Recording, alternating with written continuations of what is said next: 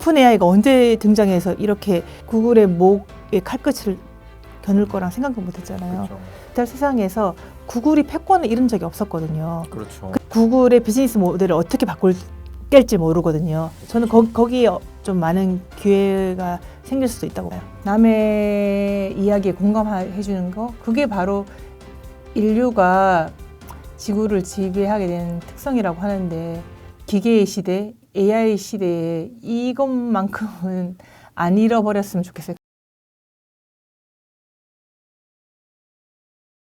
최근에 AI 기술에 있어서 야 이거 또 한 번의 컨텐츠 혁명인데? 라고 했던 게, 예를 들어 제가 이렇게 영상을 찍었는데 각 국에 수출을 하고 싶은데 이게 막 사실 번역이라는 게 쉽지가 않잖아요. 네. 근데 AI가 그거를 다 번역, 심지어 제가 그 나라 말로 말하는 것까지 싱크로율을 다 맞춰서 제 목소리 그대로 바뀌더라고요. 맞아요. 하고 있잖아요. 요즘 기술 다 나왔잖아요. 그걸 보고 깜짝 놀랐습니다. 야 이러면은 네. 진짜 말씀하셨던 아프리카 이런 데에서도 다 소비가 되는 건데, 진짜 그러한 편의성을 만드는 곳들은 앞으로 더 큰 돈을 벌 수 있겠다라는 생각이 들었거든요. AI가 컨텐츠 산업에 미치는 영향은, 누구나 컨텐츠를 만들고 누구나 그거를 여러 나라 버전으로 만들면은, 예를 들면 미국에 있는 저 같은 어떤 분이 있다고 생각해서 그 사람이 한국어로 막 스토리 테크 전쟁에 대해서 설명을 하면, 그럼 난 그분이라고도 경쟁을 해야 되는 거잖아요. 컨텐츠 바운더리라는 것 자체가 없어져요. 안 그래도 지금도 스토리가 굉장히 많이 나오고 있는데, 더 많은 스토리가 나올 뿐만 아니라 다양한 언어 구사를 가진 사람하고도 이제 장벽 없이 경쟁해야 되는, 그러면은 더 시청자라든지 독자를 만나기가 뛰어난 크리에이터라면은 이제 전 세계적으로 있겠지만, 더 많은 컨텐츠와 경쟁을 해야 되는 그런 시대인 거죠. 누구나 컨텐츠를 쉽게 만들고, 그리고 심지어 국경을 넘나들며 만들고 있기 때문에 나는 한국에 있는 유튜브 크리에이터와 경쟁하는 게 아니라 전 세계와 이제 경쟁을 하는 거죠. 근데 지금 각 기업들이 그런 경쟁을 이미 펼치고 있잖아요. 네.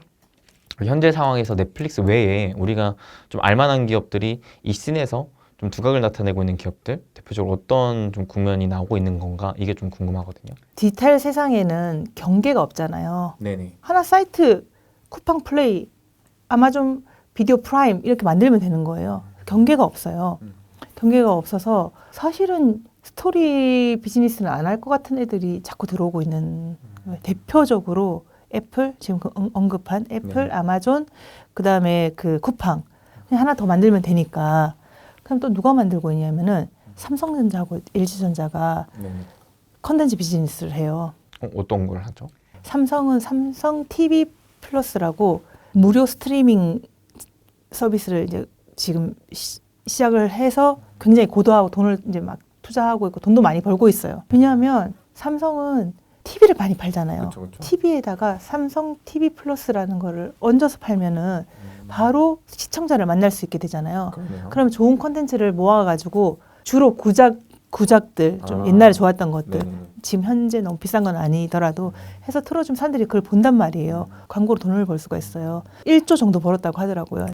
LG도 LG TV도 되게 잘 만들잖아요. 그래서 LG도 그 TV를 만들면서 LG 채널이라는 그 무료 스트리밍 채널을 거기다 같이 태워요. 그러면 동남아 같은 데서 굉장히 크게 인기가 있어서 지금 LG도 플랫폼 기업으로 변신하겠다고 선언을 했거든요. 정말 경계가 없어진 세상이라는 생각이 드는 게, 이마트가 영화관을 만들고 뭐 TV 제조사가 지금 영화관을 만드는 그런 세상이 디지털 세상에서는 펼쳐질 수가 있어요. 그리고 말씀하신 대로 이제 언어 장벽도 다 없어질 거기 때문에, 그래서 어느 나라에서든 그 마니아를 만날 수 있으면은 할 수 있는 그런 현상이 이제 열리고, 그래서 이제 이거를 모르면 스토리 비즈니스, 옛날에 콘텐츠 예전에 이제 콘텐츠는 킹이다라고 말씀하셨잖아요. 그 관점으로 보면 이 전체 비즈니스가 이해가 안 되는 거예요.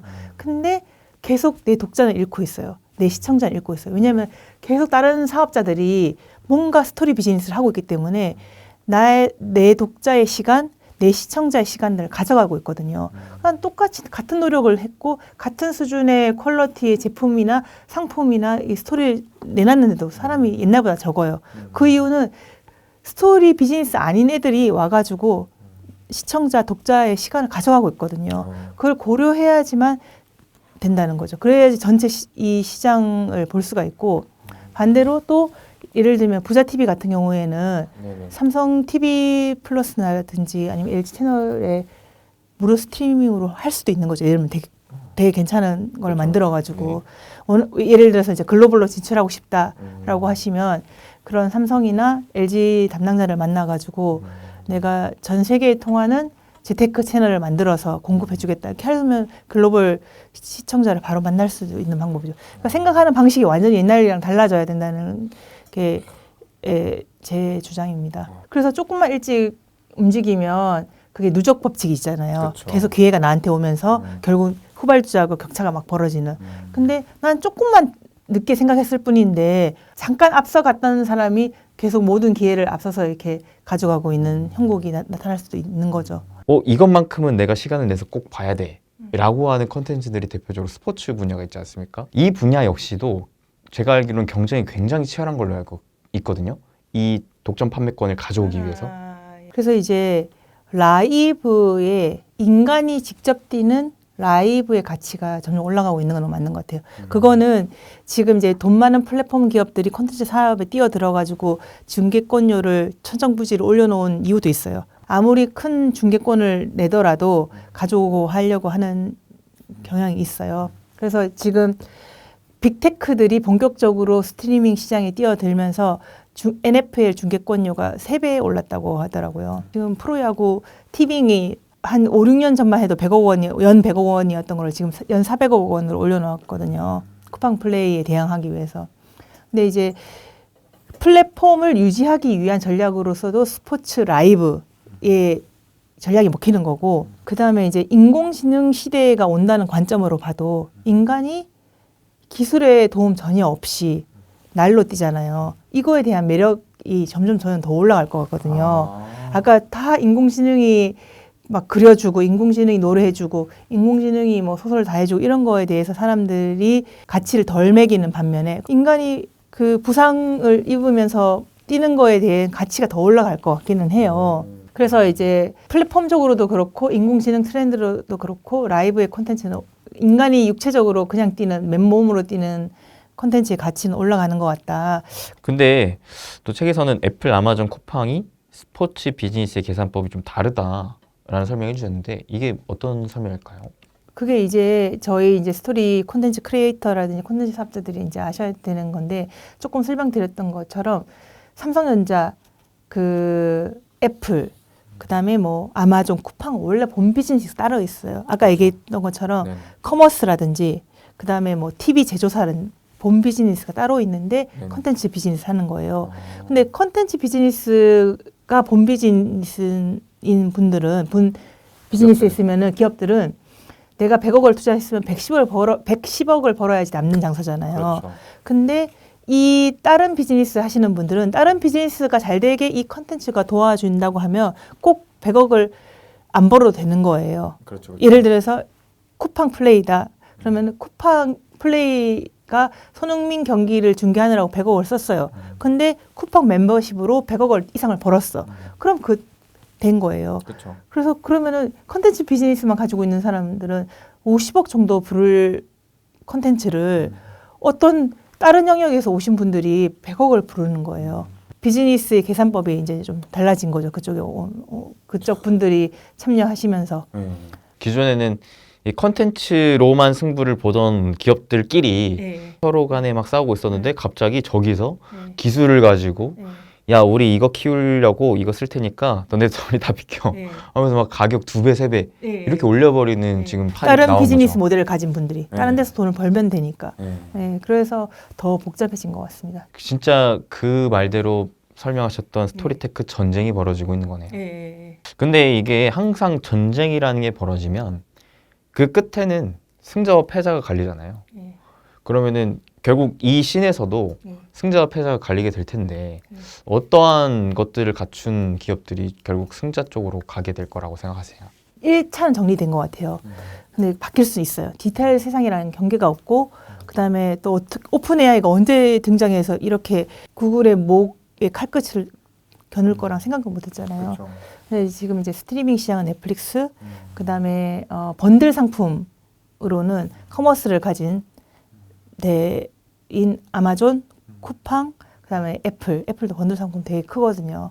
저널리즘 이제 콘텐츠로는 뉴욕타임즈하고 이코노미스트, 영국 이코노미스트 이렇게 몇 개 이제 상품이 됐는데 이들 특징이 다 디지털을 중요시하고 디지털을 아는 인재를 중요시하고 그다음에 그 데이터베이스 관리를 굉장히 잘하는 특징이 있었어요. 다 기본적으로 데이터를 기반으로 하는 거예요. 예. 그러니까 그 제가 그 스토리 현대 스토리의 특징을 디지털에서 얘기를 하면서 스토리가 곧 데이터라고 얘기를 했거든요. 스토리가 기승전결이 아니라 스토리는 곧 데이터다라고 얘기한 부분에서 알 수 있듯이 현재들은 다 데이터를 잘 다루고 데이터를 다룰 줄 아는 인재들을 우대해주고 인재들을 우대해준다는 거는 어떤 같은 사안이라도 의사결정이 이렇게 서로 다를 거잖아요. 그렇죠. 무게중심을 준다는 얘기죠. 네. 네. 네.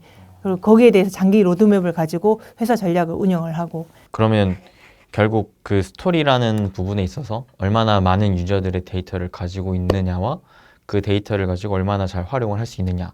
데이터는 굉장히 여러 가지 있을 것 같아요. 유저 데이터도 있을 수도 있고 네. 내가 가지고 있는 에셋 데이터, 내가 가지고 있는 저작권 데이터 여러 가지도 그 데이터는 굉장히 다양할 것 같아요. 그러면은 결국 그 데이터의 힘을 갖춘 기업이 정말 갑자기 뭐 오픈 AI가 등장했던 것처럼 네네.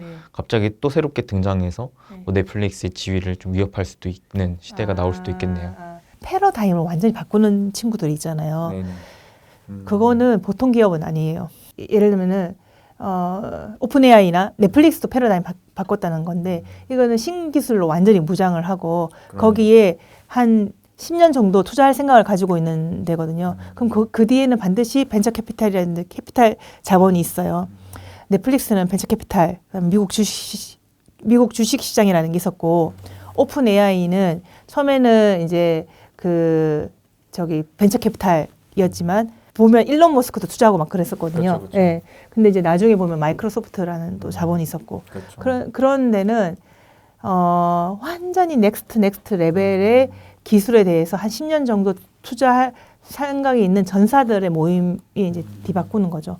근데 스트리밍도 안 오는 건 아니었고 인공지능 시대도 안 오는 건 아니었기 때문에 거기에 준비하고 있는 곳이 이제 바꿉니다. 근데 이제 단순히 데이터 조금 잘 관리한다고 해서 그 넥스트를 만들 수 있는 건 저는 아니라고 생각합니다. 또 어떤 기업이 그렇게 세상을 바꿀지도 궁금해지는 거고 또 그런 세상도 좀 궁금해지네요. 어떻게 또 바뀔 것인지. 그래서 지금 여러 가지로 변곡점에 와 있는 게 지금 디지털 세상 계속 제가 강조하지만 디지털 세상에서 구글이 패권을 잃은 적이 없었거든요. 구글의 비즈니스 모델을 어떻게 깰지 모르거든요. 저는 거기에 좀 많은 기회가 생길 수도 있다고 봐요. 그럼 기자님께서 보신 앞으로의 컨텐츠 산업 미래는 좀 어떻게 그리고 계신지 궁금합니다. 조금 앞선 생각이긴 한데 만약에 에이전트 시대가 온다고 하잖아요. 영화허 보셨어요? 거기 보면 이제 에이전트라고 인공지능 비서가 다 해주잖아요. 네네네. 그러면 책도 이런 형태로 안 돼 있고 에이전트가 읽어줄 수도 있을 것 같아요. 나의 지식의 수준, 연령, 뭐 성비 이런 거 다 맞춰가지고. 그래서 저는 이제 스토리테크 전쟁을 한 가지 버전으로밖에 못 내놨지만 굉장히 다양한 버전으로 더 깊이 있게 설명을 해줄 수가 있을 것 같고 오히려 또 저 대신 스토리테크 전쟁 봇이 나타나가지고 안 떨고 막 이렇게 유튜브도 출연해주고 그다음에 다양한 채널의 성격에 맞게 질문도 척척 대답해주고 그런 반면에 거대한 반작용도 지금 있을 수도 있다고 생각이 드는 게 아까 말씀드렸듯이 맨몸의 중요성 그게 각광받을 거라고 얘기했던 그쵸, 것처럼 그쵸. 제가 최근에 전시회를 하나 봤는데 그분은 컴퓨터 그래픽을 만들었어요. 딱 봤을 때. 네네. 근데 알고 보면은 그게 다 실물로 만든 거예요. 보이는 거는 컴퓨터 그래픽인데 요시다 유니라고 네네. 일본 작가인데 보이는 건 컴퓨터 그래픽 같거든요. 근데 알고 보면 다 사과 컴퓨터 그래픽으로 만든 사과 같아요. 그런 식으로 역발상?